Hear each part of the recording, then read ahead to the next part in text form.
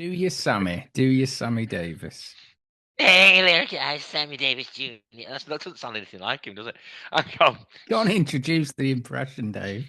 well, come on, every impressionist does, doesn't it? Yeah, Don't but they? you're They a always good. go, You're hey, you're above that. yeah, I can't. Okay, let's try. Mr. Bojangles, hey, Frank Sinatra was my best friend, and I'm also a Satanist. Well, I'm not really a Satanist. I went to one of Anton LaVey's orgies, my little skinny black ass bouncing up and down over all these hooers and witches. Yeah, man. I can't even remember what he sounds like. Yeah, and it kind of. I'm turning it to Shaggy. I could do Shaggy. Hey there, Scoob. That's great, man. See, I could do Shaggy. That's really good. Is he a Satanist though? Hey, I'm a Satanist, man. I love Satan. He's my friend. Come on, Scoob. Let's go to see Anton LaVey. Right. Hello, listeners, and welcome to episode 3 in our Satanic season. And tonight, the subject is loosely about famous Satanists, one of Hmm. whom Dave was doing in Sammy Davis Jr., which was a massive surprise to me because you just texted me like a list of them, didn't you, yesterday? And I Hey, was like, hey. what? Well, the thing is, oh, I've got it. This is Sammy. It's more like this. Hey, well, yeah. Hi. The thing is, right? I wasn't really a Satanist. It's more that I kind of wanted to go to one of Anton LaVey's orgies, and yeah, get down there with the witches, man, and the warlocks. You know what I'm saying? Yeah, because he was a. Thing is, Sammy Davis Jr. is a dirty little bastard, wasn't he? He was always at it, rutting away like a rabid dog, and yeah, apparently he went to an Anton LaVey orgy. But many people did know Anton LaVey. This is the Yeah, thing. he was like the Jeffrey Epstein, wasn't he? He At the time. was. But that's what This, modern Satanism is about, though, isn't it? It's having sex all the yeah. time. It's It's having hedonism. sex. It's Hedonism, yeah. orgies. It's taking Yeah. drugs, doing what That's you real. want. Yeah, well, do what thou want is all of the law, or isn't that what uh, It's uh do what thou wilt, I do believe, what is the yeah, do what thou wilt do what thou wilt is is what Aleister Crowley came up with, yeah, is all is the law basically. Do what the fuck you want. and that shall be the whole of the law. The whole of the law, yeah, that's it. Yeah.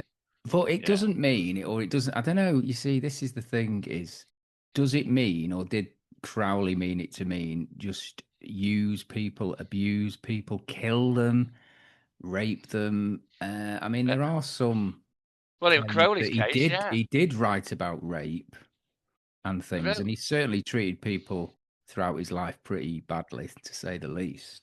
Oh, he treated people like shit, didn't he? Yeah. Crowley he was a very self-centered bastard. That's the Mm, impression I got. You know, yeah. yeah, he didn't really give a monkeys, and he kind of he drove some people to madness, didn't he? Mm, Really, yeah. and his partners and wives, they were, they were in very much, they were really in a kind of an abusive relationship with him, weren't they? They all ended up Mm. with like syphilis and God knows what else. You know, they were, but So he we kind might of, as well. So we should he, really start with him, shouldn't we? Although he's not. He didn't actually describe himself as a Satanist, but he certainly used satanic imagery, and he got on that bandwagon a little bit because he mm, called himself the Great Beast 666, didn't he? he Or did. what was the other name similar to that? It was the Beast 666 and the Great Beast. Yes. But I've been doing a bit of research on him. Now, there's lots to talk about, and we haven't got time really to cover everything in his Yeah. life. But there was a few incidents that I thought stood out really, and I'm sure our Yeah. listeners have a fairly decent knowledge of who he was and when he was around. But Yeah. if you don't, then he was born in the late 1800s, and he was brought up very Yes. religious, wasn't he? And he was quite into Yeah. that because his He mum and was, dad were Ply- religious. they were in the Plymouth Brethren, which is a very sort of earnest Christian group, aren't they? Very, very Yeah. strict, very strict. And he was into that, but it all went wrong when his dad died when he was about 12. and he lost that guidance, and he was, and I think it was a bit of a reaction to losing his dad that he rebelled and he rejected it all, and he decided to pursue his own path. And obviously, he came up with his own sort of religion called Thelema, which, according to the Thelema. description, Dave, integrates mysticism, magic, personal development, and yoga. Oh, So, wow. yeah, you wouldn't have Yoga. thought that, would you? Yeah. Helps you bring forth the demons, mate. Yeah, whilst doing a downward facing dog. One interesting story was when he married this woman called Rose Kelly. He Rose married Edith her. Kelly. He married her after meeting her for just one day, didn't he? Yeah, And he he decided met. to get married because he was very charismatic. I mean, if you look at him, he wasn't the most attractive or obviously attractive bloke, but it just proves that you don't need to be really to No, attract women charisma. because he was never short of The birds. never short of birds, was it? Who would you compare him to? Oh, I don't know. Me? Yeah. Well, can I caveat though? Past me, not Yeah, the me of yeah. today, who's very. I was thinking probably Terry McCann in Minder. Yeah, Terry, yeah. Well, Dennis Waterman, full stop. You know, you kind of think, how does he ever become a heartthrob, Dennis Waterman? You know. Well, it's in the script, so Well, they are, that's yeah. it. No, but I mean, in real life, mind you, in real life, he Was he kind of went really out. in real life? Well, he went out with Rula Lenski. I wouldn't say that's exactly picking the best, is it? No. Not exactly Uh, not exactly landing a cracker there, is it? Really, with Rula Lenski. Anyway, no, being no. a bit being a bit harsh there. Interestingly, though, I watched The Devil at Christmas again, the Oh, that's Inside great. Number 9 Yeah, Christmas special. Krampus, the Krampus. And she was in that, wasn't she? So, She was. She's bit of very a good in it. connection there. Indeed. Very good. Anyway, where Yeah. were we? So yes, so he married this woman called Rose Kelly, and he took her to Cairo. So Yeah, he was traveling all over the world, wasn't he? He was he like was. 20th century Alan Wicker. Yeah. Um, he was. He went loads of places. You know, I I know, didn't he's all think over the it was place. that easy to get about in them days. No, well, Um, he got his hands on some Reddies somehow. Cheeky yeah. fucker. Before that, he was in this society which was dedicated to the occult Mm. called the Golden Dawn. Yeah, the And Golden it had Dawn. W.B. Yeats Indeed, as a he did. member, as was Bram Stoker and Arthur I- Conan Doyle. Indeed. But it sort of Yes. fell apart because he was a bit of a dick, wasn't he? He Absolutely. pissed them Yeah. all off. He was trying to Yeah. take over, uh, and it didn't actually last very long. No. But then, so he married this Rose Kelly. They went to Cairo, and he's sort of showing off a bit. But she suddenly gets this vision. She's sort of acting like a bit of a medium. She's saying that she's getting messages from the other side. And the Yeah. message that she got was, "They are waiting for you. They are waiting for you." And he was like, "Who is? Who is?" And she eventually identified the entity that was speaking to her as the Egyptian Mm. sky god Horus. Mm. Now, Crowley was a bit pissed off at this. He was thinking, well, I study this, I'm into this, she's not. Why are they communicating with her? So he Mm. didn't really believe her, but he took her to this museum and he asked her to point out Horus, and she went past all these artifacts and these paintings which she wouldn't have seen before. And she stopped in front of one and said, "There he is." And it was Mm. exhibit 666. Oh wow! There we go. Boo And boo boo. it was Horus. So Yeah. he was pretty impressed by that. The Great Beast 666. Yeah. Yes. Which is it's Mm. an interesting story, that, isn't it? I mean, I don't Yeah. It is. really believe much of this, Mm. about him actually being able to summon demons and all this. But that is quite a powerful story, I think. Yeah. Absolutely. Or just a mad coincidence. Or he made it up. Yeah. No. It's very interesting.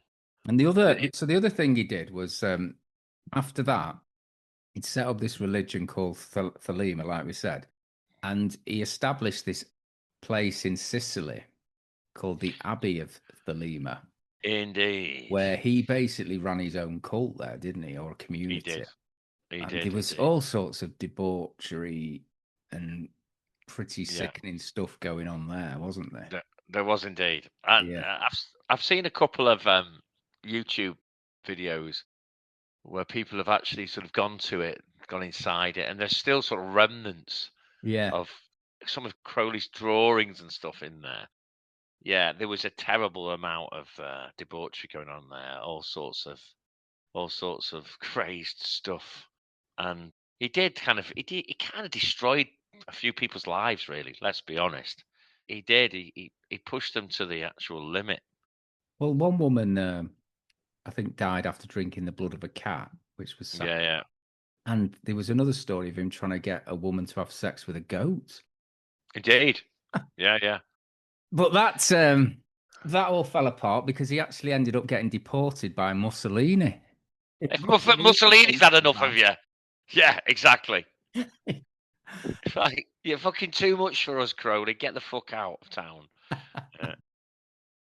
There's a good bit reading. There's a good bit here on the Book of the Law and how it all sort of came about. Okay, That was something that was dictated to him, wasn't it? Through indeed, indeed. Rose So Kelly, I think. Yeah. on the 16th of March, 1904, in an avowedly frivolous attempt to impress his wife, Crowley attempted to enable her to see sylphs via the Bournless ritual. Okay. Following this, at her direction, on 3 successive days beginning on the 8th of April 1904, he entered his room and, starting at noon, and for exactly 1 hour, wrote down what he claimed he heard dictated from a shadowy presence behind him who identified himself as Iowas. The results over the 3 days were the 3 chapters of the verse known as the Book of the Law. This is the famous Book of the Law Yeah. that Crowley swore by. At one point, Crowley failed to hear a sentence, which Kelly later amended to page 19 of the original manuscript, the 5-pointed star with a circle in the middle, and the circle is red. Crowley wrote her a series of love poems. Well, that's just going on then. And then No, it wasn't we all go. bad then. No, no, it can be quite nice. But it says here, but in the end with Rose, he said Crowley became increasingly frustrated with Rose's alcoholism. I wonder how that was induced by living the crazy life he led. And in November 1909, he divorced her on the grounds of his own adultery.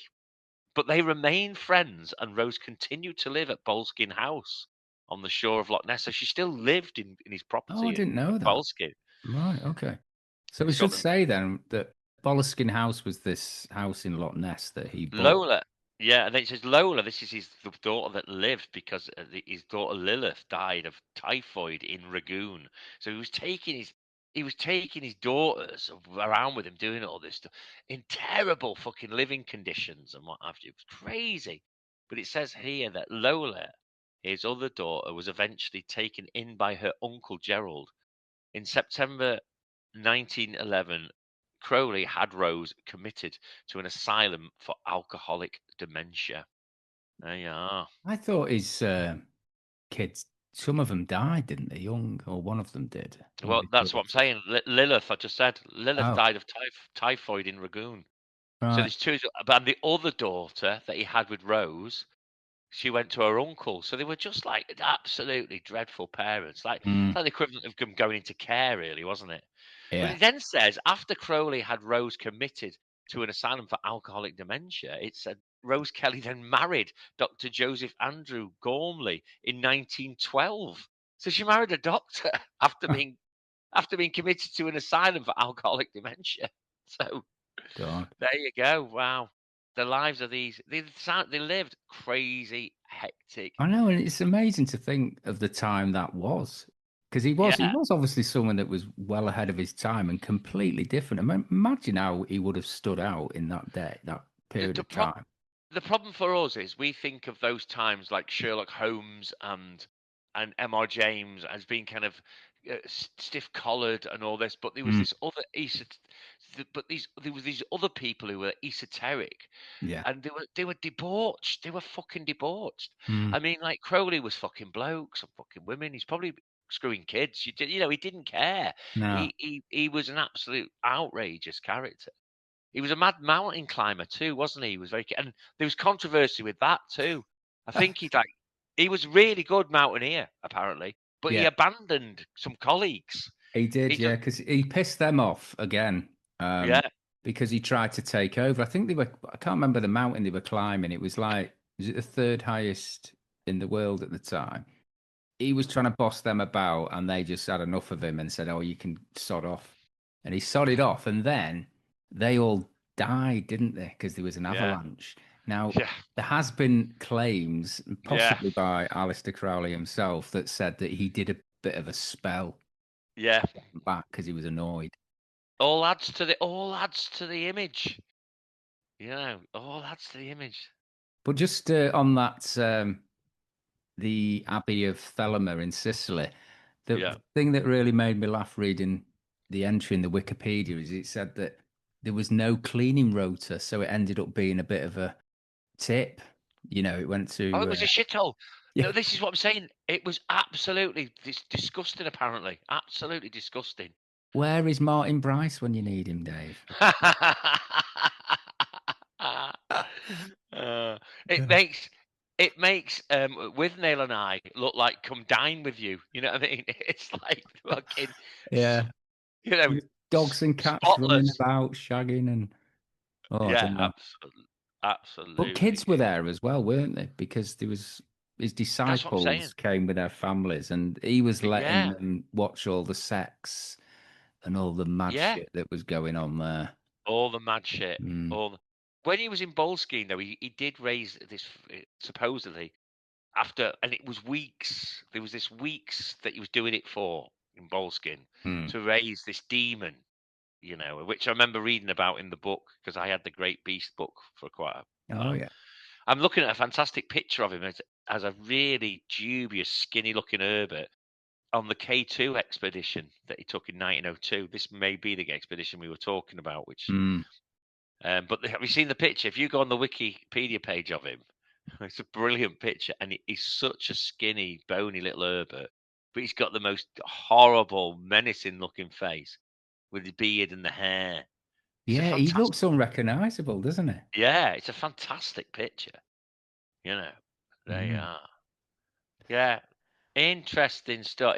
Very interesting, mysterious character because there's so many stories about him, and a lot of them are probably apocryphal as too, aren't they? You know, so you don't kind of, and you know, um, it's not documented really, is it? It's not factually documented, so it's a lot of hearsay, I think. Yeah. S- Well, he bought Boleskine House with the express purpose to do this like really time-consuming ritual. The Yeah, this is result, the one. yeah. Oh, were you talking about that one? That was the one I was talking about, yeah, where he it was ridiculous. It went over weeks, I think, Well, doing this this ritual. this was a failed experiment. This one because it Right, apparently was going to take 6 months, and right. it required like 3 or 4 months complete abstinence from drink, drugs, Yeah, sex, yeah. and getting up at 3 o'clock in the morning to do this ritual. And he just got a bit sick of it. You know, he couldn't do it. He wasn't that Yeah. committed, I Yeah. don't think. Or he used some excuse that he was needed elsewhere and therefore he abandoned it. But the idea was for it to summon his guardian angel. But the caveat was that if he did that, it would come with a load of demons. So the demons would be let out as well. But Right. the ritual was supposed to control them, I think. But because he abandoned it halfway through, he apparently had unleashed something. And they said if you don't do it right or you abandon it, you end up getting possessed. So Right. that is one theory that he did get possessed. And Boleskine House was plagued with lots of strange instances, wasn't it? Yeah. So That may be what I mean, this is a long time ago when I read this. This is probably I probably read about that some like 20 years ago, so I've got my facts wrong from the book from the Beast book that Mm. I've got. It's a great Beast book, which I've got knocking around somewhere, but I couldn't find it today. Maybe that in itself is a warning that we shouldn't be Mm. talking. Anyway, so this ritual, the purpose is to invoke one's guardian angel. Now, it requires at least 6 months of preparation, celibacy, and abstinence from alcohol. However, it includes the summoning of the 12 kings and dukes of hell to bind them and remove their negative influences from the magician's life. Whilst Crowley was in the process of performing the lengthy ritual, he was called to Paris by the leader of the Golden Dawn.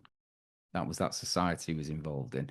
According Mm. to legend, he never banished the demons he had summoned, leading to the strange happenings occurring in and around Boleskine House. Mm. Yeah, Interesting. yeah. But we went there, didn't we, Dave? We went Yeah, to in 2004, I think it was. we And I did. was reading the history of it, and it had just changed hands a couple of years earlier. You spoke to somebody there, didn't you? Was it the owner? Oh gosh, You I remember you don't. just had a bit of a chat with someone saying, we're Oh not yeah. weird, we're just interested. Oh yeah, that's right. God, oh, gosh, you brought back a memory there. I'd forgotten all about that. Mm. Wow. Because I can't. I think the owners at that point were Dutch. Okay. Yeah, Because of course Jimmy Page from Led Zepp owned it he did. Yeah. from 1970 to 1992, but he Yeah. never really spent any time there apparently. No, I Though know. we did try to restore it to how Crowley had it. Yeah. Um, and the interesting story is that the previous owner to him committed suicide there. Yeah. I know. Mm. I know. It's a bit it's a creepy place. I mean, it's kind of I mean, it it kind of doesn't surprise me that Jimmy Page would want to buy it. I kind of feel there's a lot of ghosts there. There's a lot of kind of mythology. There's a lot of anecdotal strangeness that's gone on there. Mm. That you'd have to be a sort of Yeah, I think there was more than one death there. I a think there was. brave person to want to buy it and live in there. But I'm sure Well, Jimmy now Page it's a was tour. Now I was looking on TripAdvisor, Dave, because it's been restored again because it suffered two fires, fires. Yes, it separate did, didn't fires it? in 2015 and 2019. Yeah, So that's right. Yeah. it's being restored now, and it may have even been finished because what I was reading was it was due to be completed in December 2025. As a way of raising funds, they opened it up to like a bit of a tourist attraction, so you could Mm, visit it whilst it's being repaired. wow. I mean, I don't know what they're planning to do with it now, to be honest, but I don't know. Well, we live in more forgiving days, don't we? I wouldn't be surprised if eventually it becomes a museum about the man because he's been a big. The thing is, whatever anyone thinks about him, he's been a big influence on popular culture. There's no doubt massive, about yeah. this. It's Like huge. you were saying, he was on Sergeant Pepper. He's on Sergeant Pepper. I mean, like Jimmy Page was obsessed with him. Lennon was obsessed with him. Really, Hmm. the Rolling Stones. Would the Rolling Stones have written "Sympathy for the Devil" if I don't know, or any of these, any of this really, this counterculture ideology? That's what he was about, really, more than Yeah, anything to yeah, do yeah. with Satan. But he's significant in what we're talking about because he wanted to raise spirits and to he wanted to view the darker side of life as well as the bright side. He Hmm. wanted to feast on the esoteric, and that's what people do like. We're all a bit excited by that. He became this massive flag bearer for it all, didn't he? For Yeah, hedonism for as much as hedonism. anything else. Because towards the end of his life, he'd sort of settled down with this woman called Deirdre, hadn't he? Yes, I mean it's Who hilarious. Deirdre, bizarrely, you see, hello, he Deirdre, was. love. The story is he was a bit short of funds, and Yeah. he tried to sue someone for libel. He was hoping to get some damages, but he lost the case. But straight after the case finished, he left the court and was confronted by this woman who said she wanted to bear his child. Okay, and this was Ah, Deirdre Doherty, and he did yeah, oblige, and the child was born in 1937, and he called him Alistair. But I was yeah. reading that he sort of settled down a bit by then, and he really did love his son. And it was, Yeah. he'd sort of realized that happiness was not in the places he was looking before or the way of life that he was looking before. It was with a family. Yes. So he Yeah. did. I mean, he did still involve himself in it, but I think that was probably more for money. He's writing books and articles and stuff. But I think he'd given it up by then, or had stopped properly believing in it. And probably, he may even. I was going to say he might have regretted it, but I don't think he was that type, really, was he? Because I think he was a bit of a sociopath. Oh, Uh, without doubt. And he was like he was this raving bisexual as well, wasn't he? And mm, this is the other thing with him. And he had one kind of spiritual awakening to try and raise some demon or some spirit out in the deserts of Egypt, where he had this friend of his. And I don't want to quote the person's name because I can't remember, but I remember it being part of the documentary that we saw. I think it's called the wickedest man in the world. mm. I think you probably still be able to see this documentary. That's Probably what able it to was find it on called by the YouTube. press, wasn't it? He was. It was called the wickedest man in the world, and part of it was, and it was that he was to be sodomized. I think he was the one sodomized by this guy for like ages, and of course, Crowley came out of it unscathed, and this guy was literally like traumatized by it and had a fucking nervous breakdown and everything. This is the thing with him. He was kind of fucking bulletproof to Mm, all the kind of crazy shit that he did. I'm sure he was kind of pretty sociopathic, probably. You know what I mean? I yeah. think he would probably today be diagnosed as being sociopathic. Mm, I think that's his part of his thing, that he was out to see how many sort of either hallucinogenic experiences or just human experiences he could get his hands on to try and have this altered state, you know, to find these altered states. fair play to him for that. Yeah, yeah. Life probably was pretty boring back then. And people do that down. I mean, I'm sure he did as well. I'm sure he used sort of he probably did take different drugs to try and get into that altered state like people do today when they take ayahuasca and all these different things to have these like LSD type experiences, Mm, out of body experiences, which is like in another dimension. It is like seeing demons. It's like seeing aliens, apparently. Apparently, you're tripping into a completely different experience. So he was an adventurer in that respect of human experience, wasn't he? yeah. And I think that was the big pull of the counterculture later on, way after his Yeah. death in the Yeah. like Yeah. 1960s. I think he died in the 1940s, didn't he? So it was in the 1960s and 70s that ethos was really appealing to young people in the rock and roll business. Yeah, it's interesting. Would the counterculture have happened in the way it did without him? Because, I mean, obviously the Church of Satan was Wow. established in 1966, wasn't it? Just around that time. And And in that a was way that, obviously influenced by Crowley. yeah, and taking it in a different direction because they were specifically, because like we say with Crowley, it was never talking about the devil. He was never talking about raising No, the devil. It was no. all kind of, it was a kind of alternate. It was an It was alternate magic, hope. wasn't it?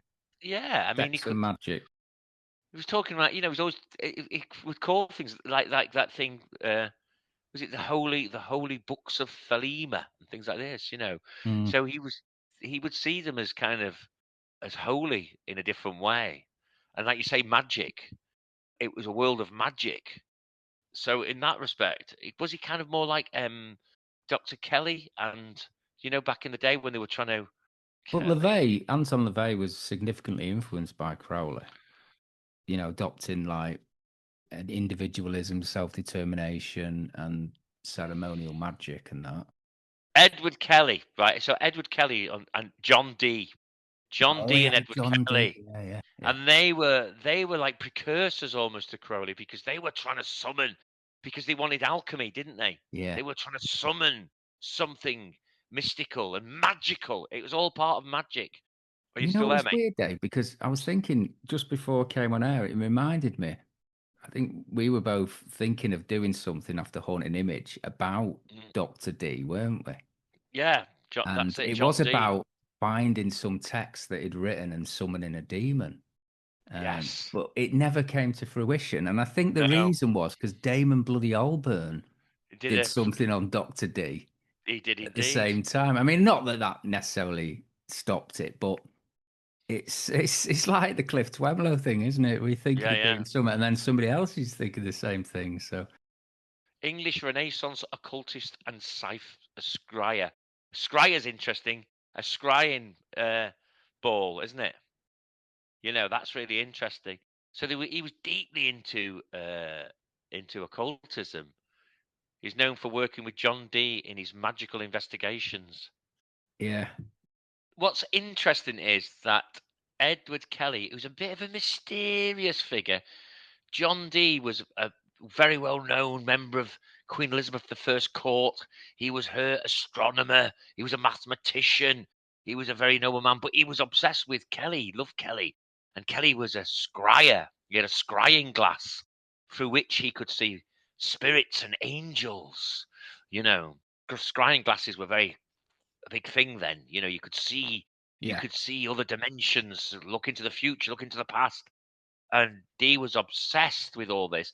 And apparently, Kelly claimed that he had possessed the secret of transmuting base metals into gold. You know, They're useful. alchemy, baby, Mm. alchemy, as well as the Philosopher's Stone itself. Dun, dun, dun! The So, Philosopher's Stone, is that a real thing then? The Harry yeah, Potter apparently thing. it's a real. Yeah, that's where it comes from. It Mhm. comes from Kelly and Dee and their strange ways. I wonder if they were just smoking a lot of pot and wanking each other off. Really, I mean, I wonder whether maybe it's what they were doing. Pretty much what Crowley was Who's doing. exactly? Well, very much so. Yeah. Very interestingly, going back to Crowley now, or Crowley. I keep finding myself saying Crowley because I've heard people saying that's the proper way of saying his name, but lots of people still call him Crowley, of course, and Mm. that's how most people speak of him as I think Crowley sounds Crowley. better to me. Crowley sounds better to me, but for some reason I can't stop myself from saying Crowley these days. It's But like this scone and character, scone, isn't it? yes, exactly. He was involved with a chap, an interesting chap called John Whiteside Parsons, or Jack Parsons as he was better known.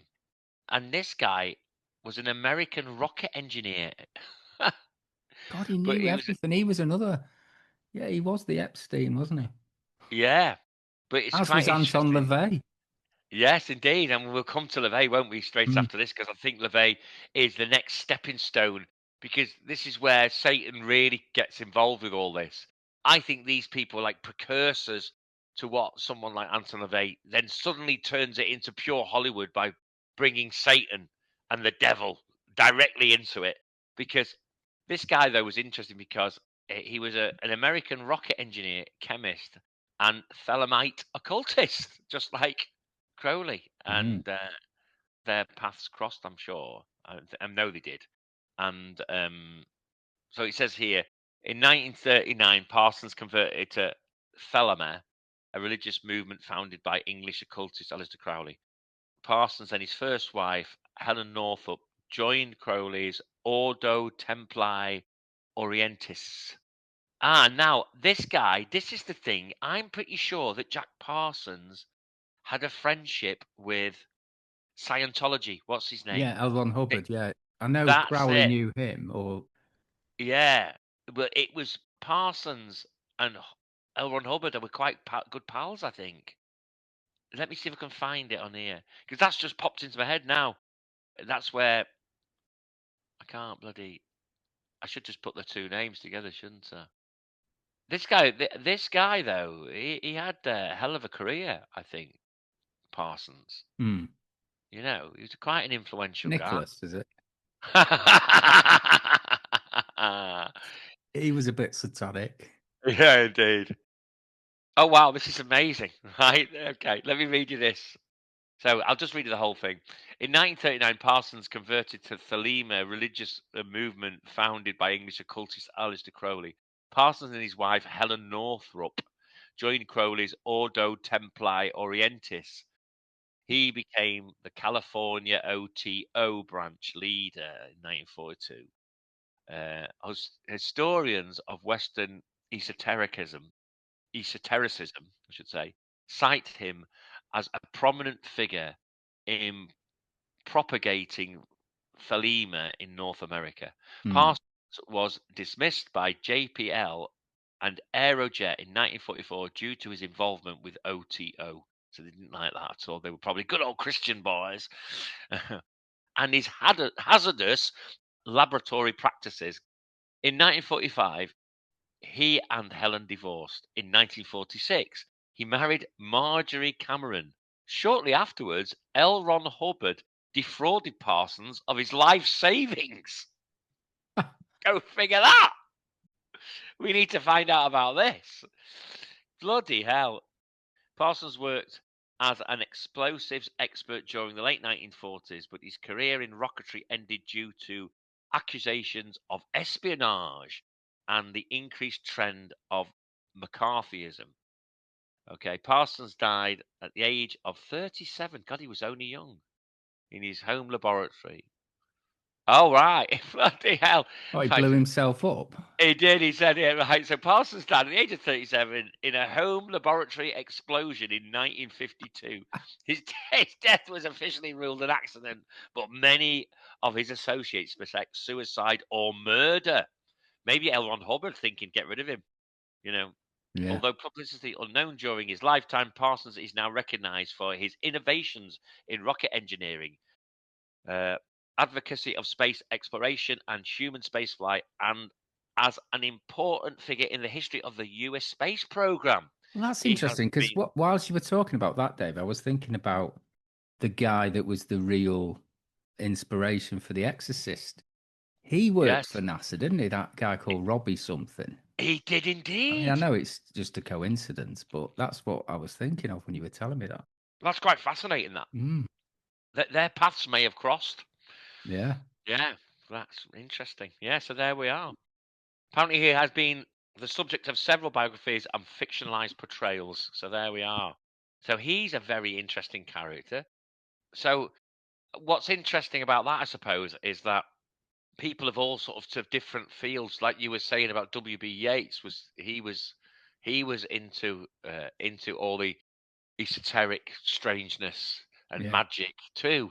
It's an escapism. That's what it's about, really, for everybody, isn't it? Mm. And the reality is, with the Anton LaVey Church of Satan, it's the same thing.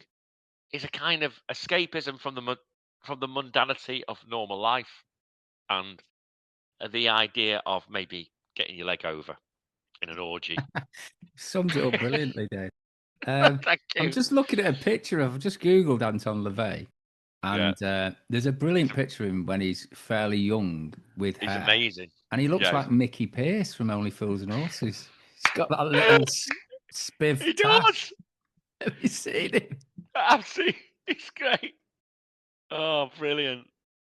But Anton he was very sort of theatrical, Anton LaVey, wasn't he? I mean, Yeah. he was on talk shows. He was a bit of a Showbiz. yeah, he Pure was very into showbiz. the showbiz side of it all. And Yeah. I was surprised he was actually invited onto these talk shows and he became a bit of Yeah. a mainstream figure, didn't he? But I thought with in America they'd be like, oh no, we don't want him anywhere, near the airwaves and stuff. So He jumped all over the. I think there was something in the mid 60s, and this is as a consequence of Crowleyism, of the general interest in esoteric things, and then the writings of people. The horror fiction. Let's be honest. It was probably started in many ways. A lot of the interest in it was started with people like Dennis Wheatley in the 1930s and 40s, and then that sort of exaggerated into the 1960s yeah. because of all the sort of interest in Crowleyism and stuff. And then this sort of mixture of this kind of the sexiness of Satan that came out Mm. as a consequence of it. And Yeah, he jumped on the it was bandwagon of very that. much sex, drugs, and rock and roll, wasn't it? Absolutely. Absolutely. Because But really, sorry, there's a Dave. huge mix. Sorry, just quickly say, Yeah, there's a huge mix of Crowley's "Do What Thou Wilt" and then the idea of Satan doing all those things that are so-called wrong, you know, the womanizing, all the things that the Bible says you shouldn't do, the drinking, the smoking, the indulging, the greed, the womanizing, the hedonism, the whole fucking hedonism of it. That's the exciting part of it, isn't it? That's the thing. And especially if you're living in a very repressed society, Oh, yeah. it's even more of a pull, isn't it? Yeah. But in a way, though, he was doing his thing in California, wasn't he, Mm, LaVey? So there wasn't necessarily a repressed society there, but no. what he was tapping into there was the sex, drug, and rock and roll society who had a bit of money and they wanted that lifestyle. Hmm. They wanted an excuse for that lifestyle. And they wanted, maybe in some cases, like the likes of Sammy Davis Jr. going there, and there was other people there like Jane Mansfield. Jane Yeah. Mansfield was a big friend of his. Crazy goings on. Lots of people. But Yeah. yeah, just because you mentioned Dennis Wheatley, I was reading that he partly based MacArthur from The Devil Rides Out on Crowley, and On Crowley. And you can see that, can't you? Really? I think that MacArthur's character made Crowley even more famous as Mm. in what he did. Wheatley would often talk in interviews about how he'd met him. He knew him, Oh, right. you know. So he had met him in early days, and then he'd written about him, and it's a very loose and obvious nod to Crowley as the MacArthur character, but he makes him out to be this absolutely devious, evil, bloody Satanist. And it's quite interesting because were there any real? I mean, Wheatley really tapped into something there, didn't he? Because was there anybody else really at that time creating this idea of an occultist who wanted to raise the devil himself? You know that famous line in it. The goat of Mendes, the devil himself. That Yeah. was the idea. MacArthur had raised the devil himself, and that's what a lot of people probably thought of Crowley. That's what they thought he was out to do, was raise the devil. Well, he didn't No, he want to do. didn't. It was just demons, wasn't it? Or his It was guardian angel, demons. It as wasn't far as I like that. know. But I think that wonderful sort of cross pollination and that mythology that's created through fiction has created that, dare I say it, has demonized Aleister Crowley. Yes, Pardon, definitely. pardon the Yeah, pardon the pun no, I there. like it. But yeah, so I've got his book, Aleister Crowley Magic, right in front of me, which is a pink. It has a pink cover. I don't know if he would Oh, have approved of that. But maybe I not. have attempted, I bought this. I must have got this when I was about 14, 15, Dave, Oh right? yeah. Oh yeah. From a book club. Do you remember them book clubs where they Yeah. used to annoyingly, you'd subscribe and they'd always send you the editor's choice unless you got in there first and cancelled it. And then it was a right pain in the arse to send it back. So you Yeah. ended up just buying it. But yeah, I love those book clubs. I've got loads of books which probably still on a bookshelf around here Yeah. somewhere. Yeah, I've never fully read it. I think I attempted to, but it didn't make much sense to me. But I might give it another go. Hard Um, work. yeah, I I did know the they same. are. With that great Beast book of his, it's sort of half autobiographical and half about the esoteric learnings and the rituals that he went through, and that was just Just tooth-pullingly making it up as he goes along, isn't it? I mean, where's he getting exactly. this stuff from? It's like, where's this going? I didn't understand any of it. Whereas, the other stuff that's a biography of his life, that was quite interesting. Yeah, he's wrote one called Diary of a Drug Fiend or something, hasn't he? Mm, Which probably is quite interesting. Or is it? but yeah, but It's the not great that interesting listening to a drug addict. No, but the Great Beast book is quite interesting because the half of it about his upbringing, his life, and his interests, and how he got into becoming this esoteric champion and demon soothsayer. That's kind of quite interesting. But when it starts going into the rituals themselves, it's just what, No, what? and I want to know where he's getting it from. Where does he? Is this what was dictated to him by It that must be. spirit, spirit guide Sam or whatever he was called? Can you can you imagine the utter God, Aleister contempt? Crowley. Yes, talking to Alistair. You're right, Alistair. Can you imagine the utter contempt Crowley would have on Akora? It'd be hilarious. Who are you, you stupid little scouse bastard? Talking. How dare you waste the oxygen that I stand within you? What is going on? Get out of my life, my face. You are nothing but a little Beelzebub afterbirth bastard.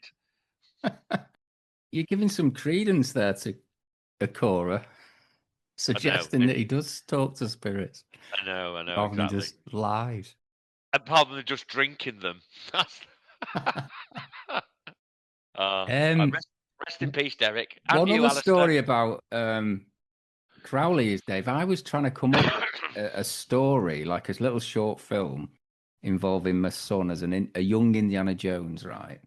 Yeah. So it was going to be an Indiana Jones story, but it involved Aleister Crowley. Oh, that's a great idea. Yeah, now I was trying to work out where they would have met, but I think it could have worked because he died in the 40s, didn't he? And obviously the indie films were like the 30s, or they started out being there. So yeah, I think that would have been quite a good. Do you know? Can't remember where I was going with it, but I bought a few things, Dave, and I did film a bit. And I was playing Aleister Crowley, Dave, would you believe? Oh, Which brilliantly. I was a bit fat and bald then, so I wasn't unlike him, shall we say? But I might show you a bit sometime. Oh, I'd like to see that. Yeah. If I was to do an Indiana Jones film that featured Aleister Crowley, what I would probably do is completely rip off Casting the Runes and turn that into an Indiana Jones adventure. And Carswell, I would have Carswell as Aleister Crowley, because Carswell is basically Aleister Crowley, you know, isn't he? In M.R. James's brilliant story. And I would do like an Indiana Jones version of Night of the Demon.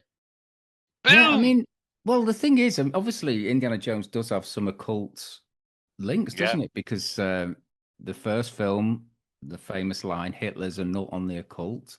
Yes, that's right. And in the second film, Temple of Doom, there's all sorts of voodoo type stuff going on. Indeed, there is. But not in the third film or the fourth film. But yeah, so it would fit. I think it would have been quite an interesting story to develop that. I can't even remember what the plot was now, but anyway. It's a brilliant mashup, Lee. I love it. I love the idea of Indiana Jones and Aleister Crowley together. Yeah, brilliant. But talking of films, Dave, there has been an Aleister Crowley film made, hasn't there? Indeed, there by has.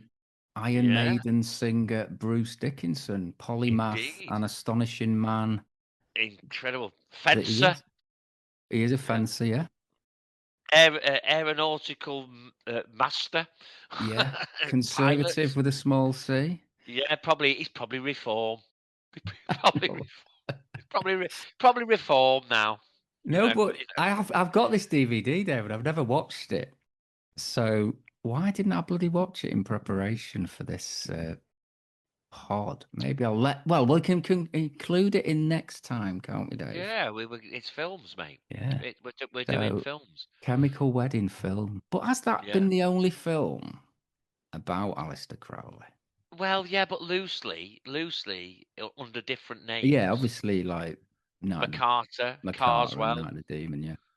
There's no doubt. There's no doubt that's who they were alluding to. There you go. But this one is actually about Aleister Crowley. Indeed. Chemical I know. Wedding. Played by Simon Callow, Simon I believe. Callow, yes. Who I used to love in Chance of a Million. Do you remember? I love Chance in a Million. I love Chance in a Million. Precaution, Alison. But Chance in a Million, it was all about coincidences, wasn't it? It was. It was a bit like something else that I can't quite remember now. It was brilliant, a brilliant stumbling, bumbling bumpkin in that, which I thought he did very well. Absolutely brilliant. Brenda Blethyn was in it. Alison, wasn't she? Brenda Blethyn, she's very good. So Bruce Dickinson didn't direct Chemical Wedding, which I thought he did. He wrote it, didn't he? He wrote it. Well, you know what? There's one person's name that, when I've been looking into this, like the Church of Satan, Crowley and LaVey, that has come up, and it's quite surprising that it has. because it's absolutely nothing to do with the devil or Satan. But have you heard? You would have heard of Ayn Rand. Oh yeah, Ayn Rand. Yeah, Yeah. very famous, Now big influence. yeah, she had this philosophical system which she named objectivism, didn't she? And Yeah, that is very similar to what Crowley and the Church of Satan preach, which is just like sort of selfishness, isn't it? Hedonism, it's um, individualism, isn't it? It's about being an individualism, yeah. individual, living the life your way you want to live it. Which It's is a bit of a yeah. controversial figure, but the people like Bill Gates and Mm. all the Microsoft guys when they were starting out, they were obsessed with Ayn Rand and her books, So they Well, I tell really you who else. subscribed, and I'm sure Steve Jobs probably did as well. I tell you who else was, in a very pop culture way. Neil Peart. Neil Peart's songwriting is heavily influenced by Ayn Rand. Oh, is it? It is. So he was very into Ayn Rand's writing, and it's telegraphed in Rush's songs, in his songwriting, because obviously Neil Peart he wrote pretty much all the lyrics, didn't he, Yeah, for Rush. yeah, but But it has a right wing connotation because it's about libertarianism, and I think that's it.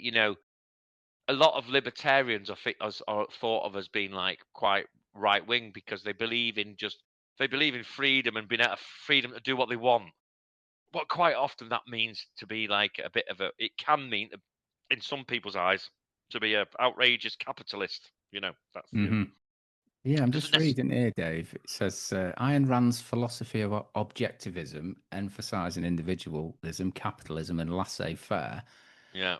profoundly influenced figures in the early tech boom, including those in Microsoft, who saw parallels between a vision of heroic innovators like Mm, Howard Roark in The Fountainhead, that's one of her books, and their own mm. success, with some even referencing her ideas to defend Microsoft against antitrust challenges.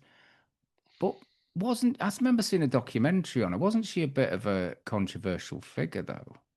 Yeah, I think that's why. I think she was a controversial figure because she was regarded as being quite extreme right winger, like libertarian right Yeah. wing.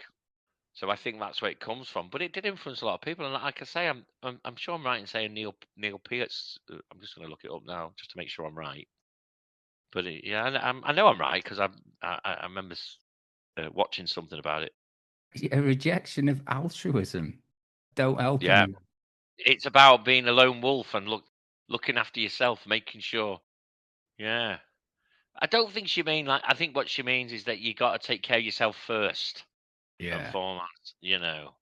But they were kind of quite into the early career. Let's have a little look. Was There she you a go. ballet dancer? Right. So in Neil Peart, while in London, he came across the writings of novelist and philosopher Ayn Rand. Rand's writing became a significant early philosophical influence on Peart, as he found many of her writings on individualism and objectivism inspiring. Typical Mm. fucking drummer, though, innit? That me. It's all about me. It's all about me making the biggest fucking noise in the room. Yeah. See, I feel like I might read some of her stuff actually. Yeah, me too. But it's like 2112 is heavily influenced on Fly By Night. Fly By Night, yeah, are packed with Ayn Rand ideologies. So there we go. There you go, mate. What do you think he took from it? What do you think he sort of because he doesn't seem like the type of guy who's selfish or doesn't give a shit about anyone else. I I think mean, a lot of I'm not it's about. saying that's necessarily what she was saying, but I think what it is, it's about self-help. A lot of it, in it. The idea of it's that I think he found it because he's quite a quiet, shy guy, wasn't he, Neil he Peart? was I very think, shy. Yeah. but quite probably self-determined. So he probably Mhm. gained a lot from that, from the idea of I've got to pull myself up from the bootstraps and make something of my life. I wouldn't be at all surprised if the likes of someone like Jordan Peterson is quite in line with some of the philosophies of Ayn Rand. Let's put it Mm. that way. Well, he That talks a lot kind of about thing. individual responsibility, which I think's Yeah, right. You know, absolutely. I think she's more on a more extreme end of things, I would Mm, imagine. But I mean, I don't know enough about her, but I might, like you say, I might have a little bit of a read myself at some point on it all. But it's yeah. interesting. But yeah, there's definitely in the Church of Satan this element of individualism, objectivism. I suppose the problem with some individual and like the idea of objectivism, alongside it is the fact that there is an element where it could be a survival of the fittest mentality, where it is, and this is where Crowley, it happened definitely with Crowley. He he was, I am an individual, but he was a very big individual.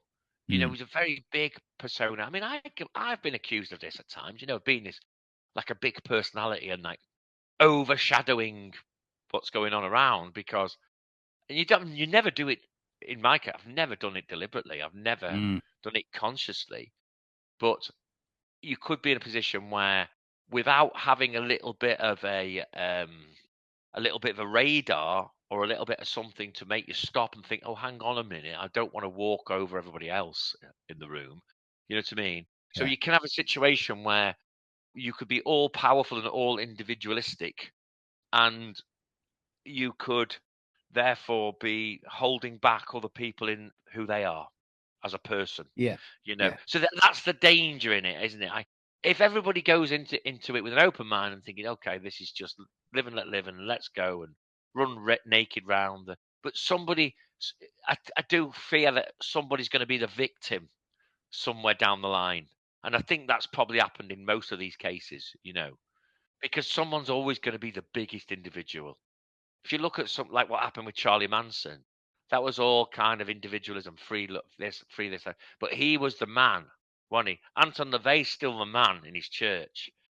You know, I do think, though, in this case with LaVey, I've never really heard any really terrible stories about it. So I might be wrong. No, you're right. So I mean, I'm reading here. The 11 satanic rules of the earth, and are these this obviously people will have. They certainly did at the time have opinions on what his Church of Satan represented, but they would be surprised if they heard this. So this was written by LaVey. So number one, do not give opinions or advice unless you are asked. Now I completely agree with that. that's great. Yeah, no, that's You good. know, too many people are opinionated, and that might sound rich, given that we're doing a podcast, but we don't. I don't think we come on thinking that we're right all the time. No, not at all. I'm sure we make. I'm sure, like you said on this pod, I'm sure factually incorrect on a lot of things. We're there or thereabouts in what we're saying, mm, but we're not pretending with, especially because of the mass of different things that we talk about. We're never pretending that we're experts. no, You know, we just enjoy talking about these and different things. exploring them, and Yeah, your mind changes as you're talking about it. exactly. And we're perfectly happy if someone wants to correct us on anything. Yeah, That's what we're here for. Get in touch with us. We'll have a debate. Let yeah. us know. Number two, do not tell your troubles to others unless you are sure they want to hear them. Mm. Again, yeah, I'd agree with that. But interesting. Three, when in another's lair, show him respect or else do not go there. Mm. Makes sense. Four, if a guest in your lair annoys you, treat him cruelly and without mercy. That seems a bit of a bizarre one. That may That be is, going slightly over the top and that's where without mercy. this is where it's going. It's pretty tough. Mm. There's a Go on. lack of empathy there, isn't there? It's Yeah. saying if someone comes to you with their problems and you don't want to hear about it, blah blah blah. The reality is, as a human being, sometimes people do approach you with their problems, and you don't really want to hear Well, about that no, it. I think that's more about if someone's in your house and annoying you rather than. Yeah, okay, fair enough. So number five, do not make sexual advances unless you are given the mating signal. Okay, that's Yep. cool. Totally agree. Number six, do not take that which does not belong to you unless it is a burden to the other person and he cries out to be relieved. Yep. Yeah. Not wrong with that. Seven, acknowledge the power of magic if you have employed it successfully to obtain your desires. If you deny the power of magic, after having called upon it with success, you will lose all you obtain all you have obtained. So that's just sort of saying, credit magic if it's helped you, do not deny it, because that's a bit out of order, isn't it? Absolutely. Number 8, do not complain about anything to which you need not subject yourself. Yep. Number 9, do not harm little children. Absolutely. 10, Totally bingo. do not kill non-human animals unless you are attacked or for your food. Fine. And number 11, when Wow, walking in brilliant. open territory, bother no one. If someone bothers you, ask him to stop. If he does not stop, destroy him. Sort of ruined that one at the end, didn't he? I mean, it is quite I love that, merciless. though. It is quite. Two of them are That is very, very brilliant, though. merciless, aren't they? It's like basically show no They are. mercy. But on the whole, no one could disagree with them. I don't think. You No, not at all. the same sort of messages probably are in the Bible somewhere. I quite like this little AI overview of it. It just says the Church of Satan is an atheist religious, or which is it sounds so contradictory in itself. Is an atheist religious organization founded by Anton LaVey in 1966. Very key that I think 1966. I'll come to that in a minute. Viewing Satan as a symbol of individualism, freedom, and human nature, not a deity to be worshipped, promoting self-centeredness and earthly indulgence as outlined in the Satanic Bible. Members embrace their carnal selves, reject external gods, and engage in rituals, though the group emphasizes practical, materialistic goals and has historically faced controversy and misunderstanding, often confused with other satanic groups like the Satanic Temple. Well, that's interesting. The Satanic Temple. Okay, maybe we'll have to have a look at that. But that's it. I mean, it's basically a group where they are self-centered and promoting hedonism, basically. Yeah, That's it. but fair, reasonable, and moral. I would say so, In yeah. many I've got ways. no problem with even that last one saying if someone won't stop getting on your tits, fucking destroy them. Because if someone's if someone's not leaving you alone and he's being an absolute bastard, Mm. you are thinking. I kind of see that as if someone you say, excuse me, mate, no, fuck you, and then someone starts pushing you or punching you or something. You've got every right to defend yourself, haven't you? Yeah, You I know. think destroy them though was perhaps taken a bit far. Yeah, that's maybe pushing it too far. Yeah, for Mm. sure. Like But destroy them. let me read out this is the modern Church of Satan. Now this is the 7 fundamental tenets. Number 1, one should strive to act with compassion and empathy toward all creatures in accordance with reason. Number 2, the struggle for justice is an ongoing and necessary pursuit that should prevail over laws and institutions. 3, one's body is inviolable, subject to one's own will alone. Not sure what inviolable means, Dave. No, I'm not sure Like, what it means. you can't violate it, maybe. Number 4, the freedoms of others should be respected, including the freedom to offend. Yep. To willfully and unjustly encroach upon the freedom of others is to forego one's own. Number 5, beliefs should conform to one's best scientific understanding of the world. One should take care never to distort scientific facts to fit one's beliefs. Number 6, people are fallible. If one makes a mistake, one should do one's best to rectify it and resolve any harm that might have been caused. And number 7, every tenet is a guiding principle designed to inspire nobility in action and thought. The spirit of compassion, wisdom, and justice should always prevail over the written or spoken word. Again, there's nothing wrong with them. They're all good, aren't they? They are. I'm looking at this Satanic Temple. This doesn't seem particularly bad either. What they're saying. But they'll still get accused of sacrificing kids and animals. But Absolutely. there's a good documentary which I've not quite seen yet called Hail Satan, which is about the Church of Satan and about them setting themselves up. And they started it. It's basically a protest, isn't it? This modern church. Yeah. The protest against authoritarianism and established religion, which they saw as creeping into the running of America. Absolutely. And the hypocrisy. They're against the hypocrisy and all the other bullshit. I've heard an interview with the founder, Yeah, and I saw one on Good Morning Britain, and he was brilliant. he was brilliant. He seems such a nice bloke. Yeah, yeah, I really did. I thought I might join them. yeah. I thought I might join them.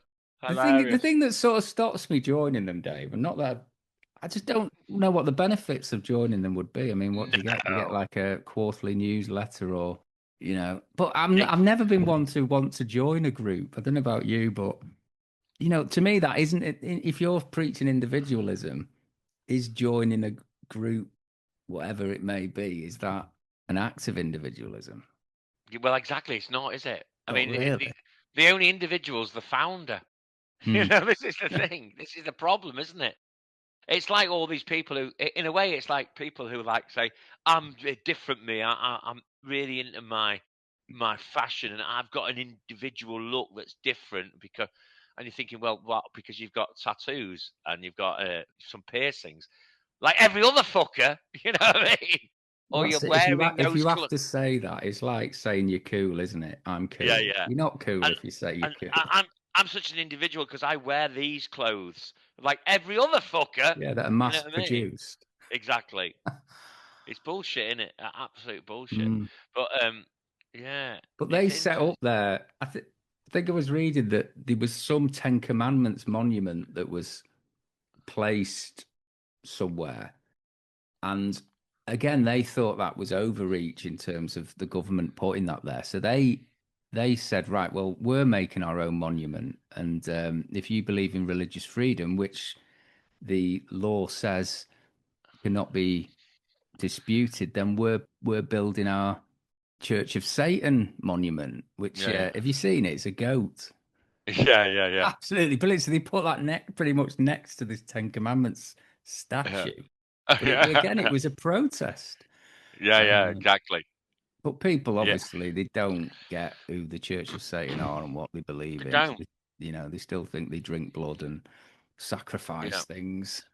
Well, it's because it's very provocative using that Yeah. terminology. That's the problem in it. It's very provocative to those like fundamentalist Mm. Christians and what have you. It's very, it is. But But what they the say, Dave, reality, is that they're Satan because they do use Satan as a figurehead. No, they don't believe in Satan as in a deity or anything like that, but they ascribe to Milton's portrayal of Satan and what the old Hebrew meaning of the mm, word Satan was, which was yeah, the accuser. yes, So Milton's portrayal of Satan was fairly sympathetic, wasn't it? He was a fallen mm, angel, and yeah, that's it. That's what it was. the accuser means like they challenged authority. So that's why they still use the word Satan. Can I just go back again? Can I just go back to Anton LaVey because he's such an Mm. interesting character and he's so funny because it's quite interesting that he started this in 1966. He claimed it was the year one Anno Satanis, the first year of the age of Satan, like this. And he was a brilliant showman. Listen to this. Anton LaVey became a local celebrity in San Francisco through his paranormal research and live performance as an organist, including playing the Wurlitzer at the Lost Weekend Cocktail Lounge. Like He Glenn also Ponder. exactly like brilliant in it. He was also a publicly notable figure as he drove a coroner's van around town and he walked his pet black leopard named Zoltan. That's brilliant. In 1965, he acquired a lion named Tagari as a pet. This garnered LaVey much media attention. The lion was eventually given to the San Francisco Zoo. He attracted Mm. many San Francisco notables to his parties. Guests included Karin de Plessin, Michael Harner, Chester A. Arthur III, Forrest A. J. Ackerman, Fitz Lieber. Don't know any of these people. Don't know any of these. But I know Kenneth Anger, and he Yeah, Kenneth Anger. Yeah. became a filmmaker, and he became a very famous Satanist as well as a consequence of knowing LaVey. Yeah, so this guy was a hell of a character, and it But was again, all about he didn't really believe in the literal supernatural Satan. no, no, You know, not at all. his Satanism was atheistic, like the modern church was saying. Yeah. Yeah, but he did use the rituals because I think, if you see, there's some ridiculous clips of him, I think, baptizing his child, and he's wearing this like outfit where he's got something over his head and it's got devil horns on. Yeah. He looks all right, brat. He was bringing in the showbiz side, wasn't he? Making it more interesting, and more visual. Yeah, listen to this But as well. that does confuse people. Look how this does concurs to what we were saying, Lee, as well. He says he wrote essays introduced with reworked excerpts from Ragnar Redbeard's Might is Right and concluded with satanized versions of John Dee's Right. Enochian Keys to create books like The Complete Witch. So there you go. Mm. Re-released as The Satanic Witch in 1989. And the satanic rituals. So all these influences, and he's talking about H.P. Lovecraft as well. Yeah, he latter included rituals that were drawing from the works of H.P. Lovecraft. So he was using things from the past, satanizing them. H.P. Lovecraft, who didn't necessarily he didn't write about Satan, but he wrote about No. obviously strangely esoteric things. Mixing that in there, it's all a bubble of popular culture, isn't it? This is Yeah. the thing. Yeah. And what's very interesting, isn't it interesting how it all kind of bubbled to the surface in the mid 60s? Because when did Ira Levin write Rosemary's Baby? Let's have a look at that then, Well, shall we? This is it was interesting. this. It was obviously the '60s because the film was out in '68. Exactly. So I'm thinking that might have come out around the same time, and to a big fanfare. You Yeah. know, it was the year after Anton LaVey created the Church of Satan, but there was a brewing interest in it, wasn't there, in the 60s? It became a very interesting subject for people to get involved with, and that carried on into the 1970s. But interestingly enough, can I just mention very quickly that during the filming or the showing, I should say, of Rosemary's Baby, Anton LaVey was brought to a showing of it, and he met a gentleman called Michael A. Aquino Jr. And Michael J. Aquino Jr. was a high-ranking member of the American Army. He was a specialist in psychological warfare for military intelligence, and after meeting Mr. LaVey, became a member of the Church of Satan. Right. Well, I've heard that Anton LaVey was in Rosemary's Baby, Yeah, I think he is. I think he has like a in a little. crowd scene, or. Yeah, I think he is. Hmm. Yeah, Well, yeah. that's Can I just read it very, very, very quickly? yeah. This guy Aquino, he joined in 1969 the Church of Satan, led by Anton LaVey, of course, and quickly rose through the ranks of the group. By 1971, Aquino had been appointed Magister Caverns of the fourth degree within the church hierarchy, was the editor of the publication The Cloven Hoof. That's brilliant. Superb. and sat on the governing council of the Nine. So this guy Aquino, it's amazing to me that here he was, a member of the Church of Satan, and he was this high-ranking member of the American Army. You know, Well, but as we've uh, established, Dave, the principles of the Church of Satan are pretty sound and yeah, nothing too bad, really, are I they? know it's crazy, but he returned to the institution after transitioning to the United States Army Reserve Service, earning an MA in political science in 1976. He got a PhD. This was a very smart and learned guy. He worked on psychological warfare for the US Army and became a member of the Church of Satan. And he set up his own thing, I think, then later on called the Temple of Set. The Yeah, I've not Temple really of looked into Set. them. I He think was the big. LaVey's daughter had something to do with them as well. I think she did, and he became the big man in that. He became the top dog. You know, very quickly, I wanted to mention Marc Almond became a member of the Church of Satan at one point, as well, which is quite amusing. Um, Well, I and read about this, Dave, and it's go on.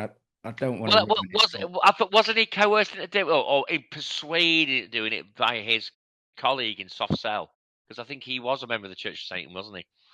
oh, I don't know. I just heard that he got the opportunity to meet Anton LaVey, and he thought it'd be quite interesting, and Right. that's all he did, pretty much. That's not what I read. Let me have a. Might be completely wrong on this, mate. So let me have a little look here. Do you remember that story about Mark Almond when you were at Yeah, school? I do. I do that horribly apocryphal. Yeah. I'm sure the listeners know what I'm talking about. I won't go into it. Yeah, they were. They were. Has he ever commented on that? Because it was a I'm not sure. bizarre Yeah. story, wasn't it? Right, so I'm reading here, Dave. It says, "No, I'm not a Satanist. That was a theatrical joke that got a bit out of hand. A friend of mine, Boyce Rice, Yeah. who's this experimental musician, was a priest of Anton LaVey. Boyd said he wanted to do this ritual where he ordained me into the Church of Satan, and I thought, well, why not? So we went into this special little stone place in this garden, and we did a crazy little ritual. It seemed like a good idea at the time, but it got a bit out of hand afterwards. For some reason, people got totally freaked out about it. I just thought it was something theatrical. It was quite fun to see people's reaction to it, though. People got quite upset.